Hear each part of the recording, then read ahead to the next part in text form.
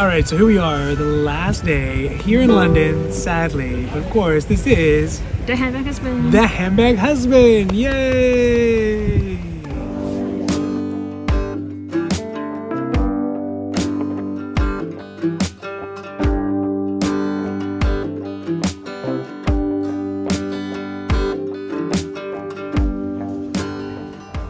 It's the last day that we're here in Europe as a whole, and as you recall, we started in Napoli, all the way down to the south of Italy, and we've made it all the way up through Central Europe to Paris as well as London, and made a lot of stops at a lot of the different Hermes boutiques in each of those countries. As many as we can. Man, I feel like we've been to the trenches though. It's been pretty crazy. So today what I want to do is talk a little bit about what are the differences in comparison to Hermes back home in the US.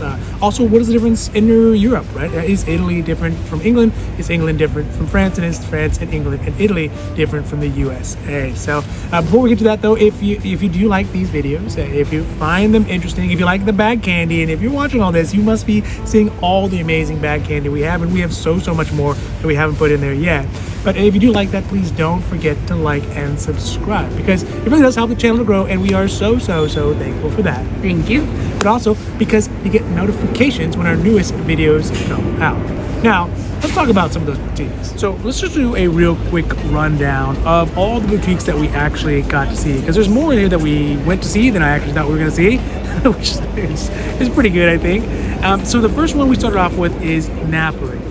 All right, so we just got done with our Napoli visit, and you know what? I was actually very surprised. So overall, quick review real quick, I would give this one a 3 out of 5. But we just got done with our review, and I was super interested because we actually got to see a lot more than I thought.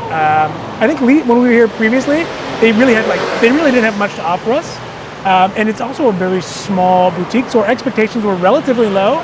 But they actually had a lot of stuff that was non-quota bag and not non-quota bag. So it's neither a quota bag or a quota bag. They had the stuff that we don't really see back in the US. Yeah. They had a couple things we don't see. They had one, like the little mini ashtrays, which I thought were really cool. Yeah.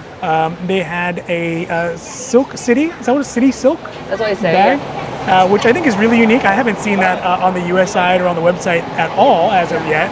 And then they also had some really interesting belts, stuff like that. We'll put the footage up here, but overall, Napoli, a very good one. A very good store to go to if you're looking for non-quota or They're quota friendly. bags. Yeah, super friendly. I feel like ages ago.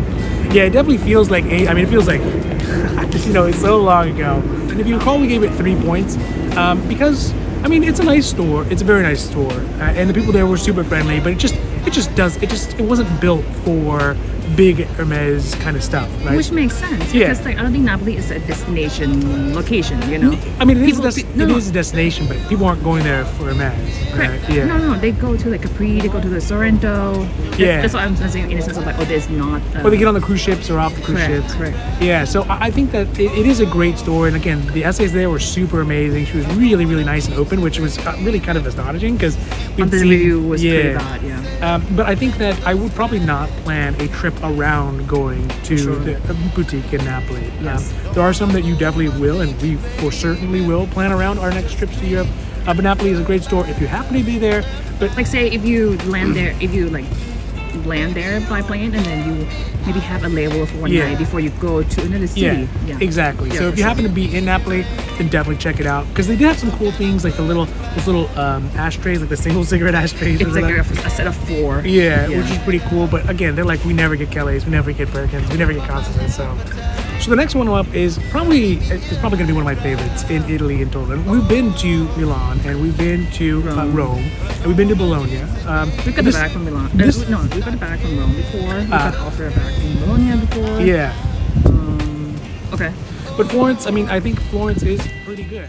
So for the Hermes in Florence, I think I'd give it a 4 in total, because for us it really is... Out of 5. Out of 5, yes. But for us it really is the Goldilocks store. It's not too big, it's not too small, it's not too competitive, but not competitive enough that they don't get quota bags and non-quota bags and things like that.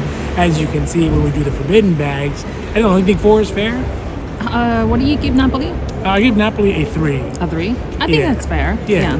So I think 4 is where we're going to be at this one. I guess why is minus 1 point? Yeah, to be a 5, you'd have to be a FSH, Farbo, Well, the main flagship in Paris, I think Madison might be that. Maybe Beverly Hills, I don't know. We haven't been there enough to really make a decision, but Like Milan would be one of those. Milan would count as well as a 5, just because it's so big and it has so much of everything. This one doesn't have like furnitures.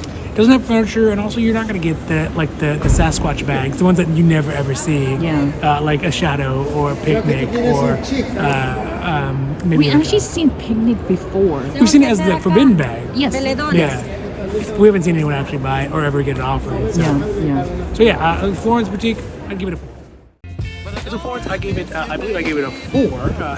Feels like weeks ago, but I believe I gave it a 4 because for us, it's one of those stores, at least in Italy, that is the Goldilocks store, right? Like it's not too big where it's so competitive. It's not so small that doesn't get any bags like Napoli. Sure. And also, they're not so overrun with like top tier clients just outspending us and out. I don't know about doing that everything. one. I mean, there are some good people sure. there for sure, right? We saw, in fact, some of the best bag spotting we saw was in Florence. Second best, maybe. Sure. But I think overall the boutique is a good one that if you are going to be in Italy to try to establish some sort of long distance relationship, I feel like Florence is one where you could actually do that. Might be easier than Rome and Milan. Oh yeah, Rome. So like Rome. why do we minus 1 point on this one? It's not a flagship store. Sure. Right? It's not going to be a 5 just because it you just know what? They isn't didn't as have grandiose. the furniture. Oh, they didn't have furniture, but they did have a lot of quarter bags. They had a lot of forbidden bags there as well. Really more than I think they probably should have had. But so maybe they punch a little bit over their weight class, which is also nice. But yeah, I think that if we are planning another trip to Italy, definitely going to include Florence in there. Yeah. Probably this next time we'll throw in some Milan, and we'll throw in some Bologna and some Rome, which we didn't get to go to this time. So next up is one that is obviously, it's a 5 because it is just an absolute, it's a beast, right? It is its own animal altogether, which is in Paris, in central Paris. It is the literal flagship. You can see the flags over the ship. Where everything started. Where everything started and everything circles is at. So for the quick rate, I'm going to give, for real, it's going to be a 5, right? It is a 5 out of 5. There is no better Hermes boutiques, and that's why people make the sojourn to come to this one. Now, of course, we end up empty-handed. As you can see, my hands are empty, nothing up my sleeves to this side, but you get to see some amazing. It's a single set. But we got to see some amazing bags that we would never see back home. And we also get to see the elation of the people who do get bags. Man, are they excited when they see them. So it is an amazing store. It's so clustered. It's so cramped. There's so many people. It just feels so alive. And so I think I'd give it a 5 out of 5 on this one. But not because we got anything, but just because it's an amazing store. Right? FSH, baby. That is the big leagues. If you are somebody, if you're the somebody of somebodies, there's somebody still higher than you at FSH, right? But the nice thing about Folkwell is that they just have all the strange exotic. It's like the island of Dr. Maru, where it's just like bags that are just weird versions of ones that you've seen, things that you will never ever see in the wild. And go watch our forbidden bags. Yeah, watch the forbidden bags. And you'll never see them in the wild. You'll never see them anywhere. You might see like Rihanna wearing them on stage or something, right? These are those types of bags. It's the only place where you're ever going to see it. So you see bags that you are familiar with, like maybe a Kelly or a Birkin, but they'll have feathers on them, right? Or they'll have scales on them, or they'll have, they have like teddy bear. Like we saw the teddy, right? So it'll have like a fuzzy, like teddy bear material. I don't know if that one was like grizzly and teddy put together. It's not, right? It was grizzly suede, and then the outside is what made it the teddy. I believe, so yeah. Yeah. So the nice thing about that is that the downside to Folkwell is that it is the heart. It is the strongest part of the Hermes defenses. So Fortress Hermes, like if you are trying to get a leather appointment in some other way than they want you to, mainly either the lotto or having a pre-existing spend with an SA who you love and spend lots of money and they help you in, unlike RSA who didn't do it. Or you are like a, I don't know, well-known influencer. Yeah, or if you're a super influencer or something like that. Yeah. Then if there's no ways around. They've sealed up all the holes that people found ways in, whether they're like trying to really spend their way into it or whether they had I guess for the spend your way into it, we don't know. We cannot say because we didn't spend. And we I don't think we don't think it's worth the risk of Yeah. And we also have a previous purchase history. We've also gotten quarter bags from there before. Sure. So I mean, and that literally matters not at all. Yeah. Because we're not influencers, not yet. Like and subscribe. Okay. So after all that fun and excitement at FSH at Folkwell, and again, I would encourage you to go. The next one up is going to be probably my favorite in Paris. It's a little bit more laid back. It is the Los Angeles to Forbros, New York. So it's just not so hectic. It's more laid back. People are pretty cool, which is Sev. All right, so we just finished our boutique visit at Sev, and if we're gonna do a quick score on it, I think I would give it a 4 out of 5 because it just doesn't have the same glow as Forbros does to get a 5. But it really is nice. It's a lot more comfortable. There's not so many people all over the place, and they actually do have a lot of stuff, a lot more like availability for things than Forbros. So I think 4. You think that's fair? Yeah, I think it's fair. Yeah, and it's not so busy. Yeah, I definitely clustered. I like this one better, but it's just not that. And it's not as busy too. Yeah. Inside, yeah. Yeah, so you get actually a chance to talk to people about stuff and things and bags and non-quarter bags, quarter bags. Of course, it does require a lottery, so that's just part of it. But yeah, 4 out of 5. 7. Now, Sev is interesting because it used to be in a swimming pool. So just when you walk in, you almost get like kind of a relaxed vibe, right? You get like nice mosaics, and it's very like big. Airy. Yeah, it doesn't feel like a bazaar, like where just people on top of people like negotiating and like swindling.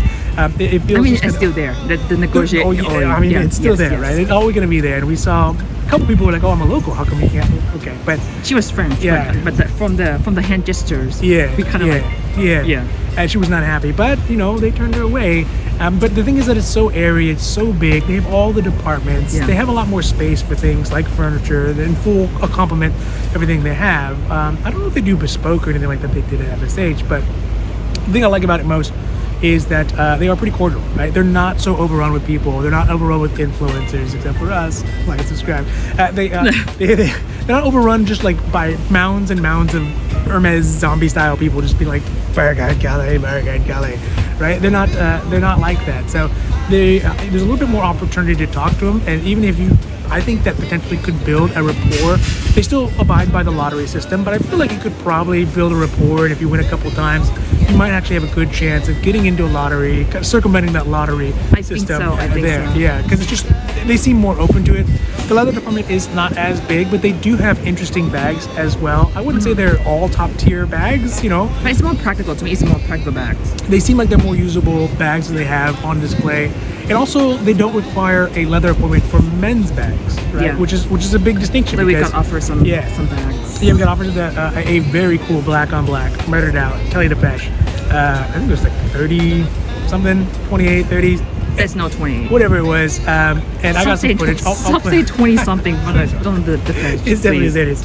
But it was cool because it had the Kelly lock that was in black, which is, I guess, pretty rare. Yes, it is. It's called like something black. So black or it's black edition or something. I don't know. Something like Jay-Z would have for sure, right? So that's it for continental Europe, right? Italy is one experience, France is another. Of course, UK is a whole another ballgame. And I think that really the way that they do stuff here in the UK, the way they view the bags is a little bit different. The next one up is, of course, going to be Bond Street, which is the flagship of just the UK. So it's after our visit to the Hermes here at Bond Street in the UK, and I don't know, in total I would probably give it, look, it's a capital store. They didn't have nearly as... not capital store. Flagship store. It's flagship store. It didn't have nearly as many kind of quarter bags, even just on forbidden display, right? It really was sort of limited. I like that they have a little bit more men's stuff, but I mean, just it's so big, it's so nice, it's the main store here in UK, so it's gonna get a 4, although we weren't able to really get anything. We did get offered some pretty interesting, like exotic wallets and things like that for men. Card holder, maybe? Yeah, card holder, like the Cali ones, as well as like a normal actual like front pocket wallet, in a very cool like biscuit color or it was chai color, right? But overall, I think that it has the same problems that all the other major flagship stores. It's super competitive. Everyone and their mother shows up here, and they prefer the wait list for the locals, and there are many, many, many locals in London who have enough money to buy Hermes over any of the foreigners who are coming in. So, but overall, give it a 4. Sort of like Forbros, but maybe like to a smaller degree. There are going to be people waiting in line, and anyone who's here in the UK, that's kind of the primary one that they really focus on because it is the biggest one they have. Although I was, a little a little unimpressed with the number of actual like forbidden quota bags they had, or in fact really didn't have. They seem to be more focused on smaller leather goods. They had actually a larger selection of men's kind of goods overall, and I think that you know, like the downstairs, right? Kind of same line. The downstairs section is like the men's. But again, it is one that you will see people lining up for ahead of time, so it's not like you can just kind of walk in. The reason of that is like because the bag is, what's this called? Like first come, first serve kind of thing. So that's why we'll wait in line in the morning and to check if there's any deliveries coming in. Many people that we have heard that's like asking for constant. Oh, dude, I don't know how many ways someone could say no, but this guy has the leather guy there. He was so polite. I was like, very polite. Very proper. I was like, can you tell me no? Tell me no too. Tell me no too. No, but we were like, no, we're not looking for Birkin, Kelly, or Constant. Actually, interesting enough, when you say that to them, their faces kind of light up, right? Because they have a no cocked and ready to go. It's like, no Kelly, no Birkin, so I'm so sorry today, whatever. But you're like, oh, you know, I want to look at, you know, something else. They're like, oh, why? Are you okay? Are you okay? You want some tea and biscuits? Yeah, can I get? Yeah, what? How about I get you some water? Why don't we sit down and have a conversation? They really do like that. Okay. Bond Street is nice because, you know, if you are in London, you should definitely go, because there is an opportunity that you could get maybe a Constance bag or even a non-quota bag. Because they do exist here in London, and not necessarily, we didn't get anything at Bond Street, but we did get one at the next one. So Bond Street though is at, I think we give it a 4. And I would definitely visit again for sure. Yeah, and they were so polite, so friendly, and so orderly, very British. I liked it. So the next one we went to was one that was actually kind of a side quest. We hadn't. It's like a quick stop. Yeah, it was a quick stop. We were not initially intending to go to it because it just didn't really stick out to us. But while we were at Bond Street, the flagship here in London, we said, hey, one of the bags you're looking for, it might be at the Hermes boutique that they have in Harrods. And it's not really a full boutique. It's just kind of like it's a kiosk, but it's pretty big for a kiosk. Yeah, it's in the mall. It's like a little shop within the shop of Harrods. It's just the famous kind of luxury goods store here in London. I think everyone who knows Hermes would know Harrods. Yeah, for sure. Except you, maybe. So we stopped by there, and you know, we put our name on the list. And I will tell you that again, it might have been us. I'm gonna give this one. I don't think we did one yet, but I'm gonna give this one like 2.5 stars. It just really gave us the ick. The way that they treated us, the way that they interacted with us, the kind of... I guess it could be because it was like mid of the day. Yeah, I mean, it's and fair. Like the line is 2 hours deep in. Yeah. And there was just so much ick going on. They're like, oh, we can get you in, but whatever the bag you're looking for, we're not going to listen to whatever it is, but whatever you think is here, it may not be here by then, right? And that's probably fair. It was like, what, her bag? Yeah. It was like, we have her bag, but like we have 20 people, like 25 people in line, and then if, you know, by the time that you get in, you might not even get it. I'm like, okay. Like, I'm not even looking for her bag. I'm not looking for just any bag. You know, it's almost like she assumed that whatever bag they have, I would take it. Does it make sense? Yeah. I feel that's a feel that I get. I felt like sort of belittled, and it just had lots of ick. I don't know what it is, but it had lots of ick around it. Yeah. And so, you know, I really disliked it. Again, that might just be us. And I'm sure people have had a great experience there. But for us, when we went there, it just left us saying, you know what, we're not even going to go back there for it, even if they do have the bags that we're looking for. So I wouldn't recommend doing it. I guess if you're in Harrods, stop by. What's the worst could happen? But I wouldn't make a trip around it for sure. Okay. So the last one that we are going to talk about is one that I gave. I'm going to give it 3.75. 3.75. Yeah. Well, it was a negotiation because. Oh, I gave it 3.5. You gave it 3.5. I gave it 4. You did 3.75, which is the Hermes on Sloane. So we just got done with our visit to the Sloane Street Hermes boutique, and it was completely kind of at random. It was a surprise. We didn't intend to do it. We're going to go on our way to Harrods, which is over there, which is a whole other story, and we'll talk about that here in a sec. But the Sloane Street, pretty awesome. I know Bond Street is one that everyone's like, oh, it's a flagship, it's the best one, and maybe it is, but our experience overall, Sloane Street, pretty awesome, right? The level of customer service, amazing. RSA, awesome. And also, you know, surprise! Wait, didn't see it. Yeah, I don't know if you can surprise, see it. Sometimes you end up, losing one game and winning another, and I feel like this is really one of those opportunities. The store as a whole, though, is relatively small, right? It's not really that big. It has a second floor. Look. It does have a second floor, but the leather department is relatively small. Yeah. But it seems like they do have staff, and I think that it might be kind of like the redheaded stepchild. Like people don't think about it because like, oh, Bond, of course, is the best street, so that is everything. I'm not going to consider going to that one. But I would say that if you're kind of second guessing or you kind of get struck down at the Bond Street, the Sloane Hermes boutique is pretty good if you get shot down at the Bond one. Also, I think that they don't get so overwhelmed. We didn't have to wait. We waited maybe like 5 minutes. Yeah, like, we had no go in.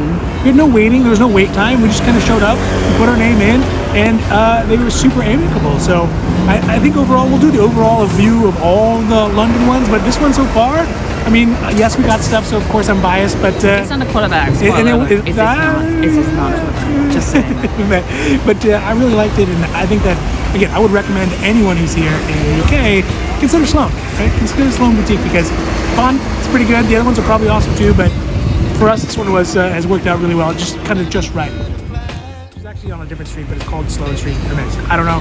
Don't ask me. It's on an intersection. That's why. Yeah. Okay. And the nice thing, the benefit of going to Harrods, and again, this is Harrods. The nice thing of going there is sometimes losses become wins, right? And I think that we were not initially intending to go to Sloane Street. Our feet hurt, we're tired. It's day 15 of this trip, right? So things are dragging for sure. But when we looked on the Google, it said there was like 200 feet away. So we're like, all right, let's just go check it out, right?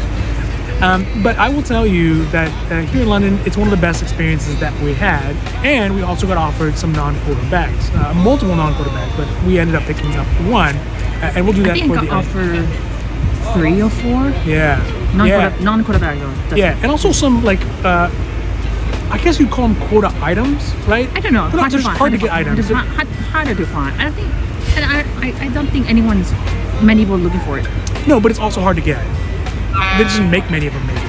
So, I mean, I think that's kind of the rundown of really all the stores we've been to overall. So that's kind of the overview of all the stores we went to. Also, in Sloane Street, we did actually get to put in our wish list. So we're going to talk about that in another video about the process and what we asked for and what the time frames are and like how we fit into the hierarchy. So we'll talk all about that in another video. But Sloane actually allowed us to do it, which was really nice. And again, it's good. We got a chance to really talk to our SA and really start talking about some of the leathers that we like and the collection. And he seemed genuinely interested in that, and I think that kind of brought him out of his shell a little bit and said, hey, maybe these are people who should be on a wish list.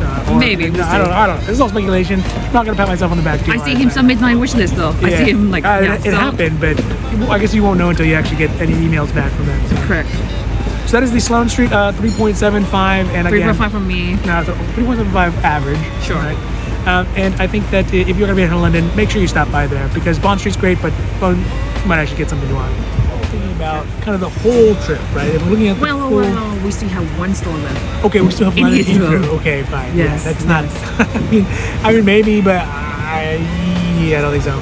I think overall, looking at the whole world trip, some of the things that we noticed as far as differences between Europe and the U.S. is that I don't know how to put this, but in the U.S. it almost feels like your SA is doing you a favor. Yes. Right? They're like, oh, I can get you this in, but like, you got this. There's a lot of like quid pro quo, and there isn't much of that here in Europe. It's kind of like, yes, if you have the lottery, you get the lottery, we have it available, you can have it, right? Sure. Also, if you show up and it's not a quarter bag and you want it and it's available, then it's available, right? So it almost feels... Or at least that's what they told us. Yeah. Correct. And our experience as well. Sure. So, I mean, I think that it feels more like maybe there's just more bags available here in Europe. I don't know. Right? But like the stuff that we got in Florence or the stuff that we got here in London, like it was too easy. Yeah. It's not bragging, but this is like... Yeah, it's not just too easy. It's not bragging, but it's just like, it's not all the rigmarole that you get in the US side so far. At least that doesn't feel that I get, Yeah. And I wonder if it comes down to how they incentivize the SA. So I don't know if like the SAs in the US get a lower minimum wage and a higher commission, or if like in Europe they get a lower commission and a higher wage. I know the wages are higher here in Europe in general. Sure. So I don't know if that, or maybe there's like a weird competitive like knockdown drag out in the background. Like distribution system. Yeah. Or in the US, maybe it's so competitive. Everyone's buy whatever. Yeah. Everything, you know. I don't know. Also, I kind of wonder if Hermes doesn't want US to be the main consumer of all their bags. Right? I feel like maybe they limit the amount of bags that you get in the US on purpose, whereas they would much rather have Europeans have it. I don't think it's just the bag. I think it's more other stuff too. Yeah, overall. Yeah, or maybe US is more of almost like an afterthought. Like, yes, the market's important, but like we want to focus on Europe first and then figure out the US afterwards. Maybe I don't know. Whatever it is. I also see like some Europeans also complain that they cannot get any bags. Well, yeah. I mean, there's always we saw him in person. We saw him in person. But it just feels like the system isn't so competitive. Which is odd, right? Or at least the way they treat us, they try to make us feel that it's not as competitive. I don't know. Yeah, I'm not exactly sure. I mean, I think some of the other main differences is that obviously Paris has the lottery system, and as much as people don't like that, and as much as it feels like a smack in the face to not get selected in the lottery, I feel like that's probably one of the fairest ways to do it, assuming there's no shenanigans going on in the background, right? Assuming it's actually fairly run, like it's a legitimate lottery. Then you win, you don't, and you get to move on with the rest of your day. Yeah. Right? Whereas in Italy, they're like, oh, maybe it'll come in next week, come back, or whatever, right? Or even here in London, the same. Like, oh, we had bags yesterday, but not today. So we're going to have another shipment come in. I can't tell you when, but if you want to show up later, right, they like keep you coming back and things like that. So I think one of the things I most appreciate about Paris is either you're in or you're out, right? It's that simple. But the issue is like I think Paris got so much hype of like, oh, you should try, and like people put so much expectation. Yeah, and they were saying it's just ruined the whole vacation experience. Because I mean, I think an essay told us it's 250,000 people a year like try to run for the lottery, or is it like a month or something? I feel like they probably get 10,000 a day. Yeah, so I mean, it's tough to imagine. And also, interesting enough, here in the UK, they had mentioned, kind of as a side note under their breath, they're like, France, they make up all the rules, they don't follow all the rules, right? Yeah. So there are some opportunities there as well. But yeah, I mean, France is really locked down, which is good, because if you don't get it, you don't get it. You can go, drink champagne, eat macarons, have some agneguette or whatever, eat some duck confit, have a great rest of your day, and not worry about, oh, do I need to come back, and like, what's my spend history and all that kind of stuff. Correct. The downside is, even if you have a spend history, even if you got go to bags there, even if you have an SA and you reach out to them, like, exactly. I told him, like, it's not worth it to try. Yeah. And he was like, I'm just gonna email. I'm like, dude, it's not worth it. So that's the big difference on the U.S. side and Paris. I think Italy is similar to the U.S. in many ways, except for, again, they're not like, oh, I'm doing you a favor by giving you this bag, right? Or giving you an opportunity to buy this bag. They, of course, require I feel like they actually require a little bit more of a relationship to be with them. I feel like you need to show some FaceTime a couple times and spend a couple of euros or dollars or francs or pounds or whatever it is you're spending on there. I guess it's euros in Italy. So I think they need a little bit of that, and maybe it's just because they're Italian and they just like to have those relationships. Yeah. But I think once you get in though, then they're kind of like, you're cool, right? But who knows these days, like how high is the gate? And that can get dictated to by France again. They might be like, hey, Paris is like, hey, we want to save everything for us, and Italy and London and U.S. You guys also, get demoted. Maybe I guess if we compare like Milan or Rome to Paris, but it may be the store outside of Paris might be easier. See what I'm saying? So that could be the same in that case. Yeah. And then for the UK, I mean, I think the way that the UK people, Britons, I think the way the Brits interact with Hermes is different than Americans. I don't like it. I like it too. I feel like I like it the most. It feels orderly. Yes. It feels polite but not friendly. Right? It's like a system. It feels polite but not friendly. Yeah. And I also think that the people in the UK get the bags to use the bags.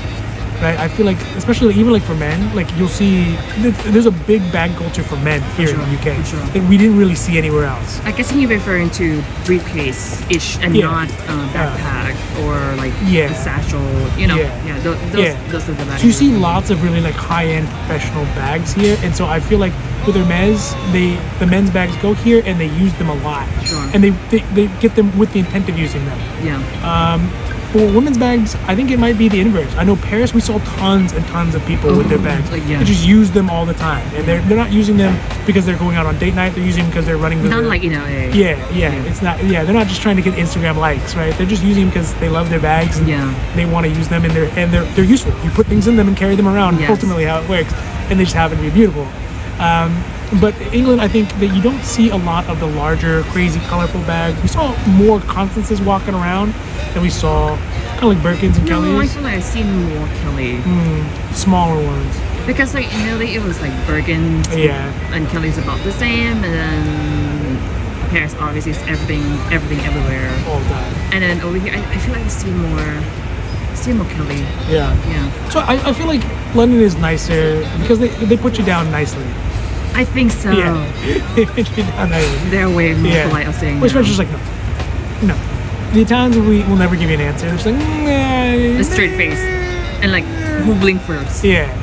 But here in the UK, they're like, oh, I'm so sorry. I really wish I could help you out, but unfortunately at the moment, whatever, it's not available. So how do US say no? The US is just like that's they're like you need a relationship. Yeah. Right. You need to go back to your home store and go back to your home store and talk to them about it. Right. Get on the wish list or whatever. Or they'll just be like, oh, we don't have any bags. But I can offer you this bag, and if you start spending or whatever kind of feel, 2 to 1, 3 to 1 spend. I mean, those ideas here are weird, right? When we were in Bond Street, we're like, oh, and back home, some of the places ask for 2 or 3 to 1 spend ratios. She's like, that's not right. That's just not how it should be. Yeah. So, why that happens there? Again, I think it's the way they're structured. Capitalism, baby. You gotta love pure capitalism. But I think that Hermesing, if it's a verb. I really like it a lot more here in Europe than in the US so far. So overall, look, I think that if you are thinking about showing up in Europe and doing the grand tour, right? If you're gonna make sure you get a large suitcase. Or make sure you get a large suitcase. Otherwise, you're gonna have to buy one and then bring back one. Yeah. But also keep in mind that it's not guaranteed, but I think the odds are going to be better here, whether you're looking for a quota bag or a non-quota bag. And it's still competitive. It's competitive, but I mean, just on this trip, we got a quota bag and a non-quota bag, sure. Right? But also realize we put 3,000 miles or 30,000 kilometers or whatever on our feet to go through all the different stores and to knock on all the doors and turn over all the rocks. And that's definitely one way you can do it if you're really, really into it. But the other side to it is, I think that if you are going to be here and you're just going to enjoy London, you're going to enjoy Paris, you're going to enjoy Italy, then just stop by your Hermes and see what you can do, right? But just pick one, pick one for each country. Yeah, and keep an open mind and keep a realistic expectation of what you can get. And I think that everything, the worst that can happen is you end up with a bag, right? So I think that if you're going to come to Europe, Hermes is definitely something you should put on your itinerary. Whatever city you're in, and even if you're just in Paris and you see Faubourg and you see all the crazy bags, totally. So that is it for today, our last day in our European Hermes cafes. It's a thing. And of course, if you like these videos, if you like the bag candy, and we have so much bag candy, we didn't even get to put on all these videos that we already put up here. So and you guys haven't seen the surprise one that we got. And you haven't seen the surprise one yet. But if you like all those things, please don't forget to like and subscribe, because it really does help the channel grow, and we are so thankful for that. Thank you. But also because you get notifications when our newest videos come out. So one last time from the beautiful city of London, that's it for us today. Cheerios. Ta-ta. Toodaloo.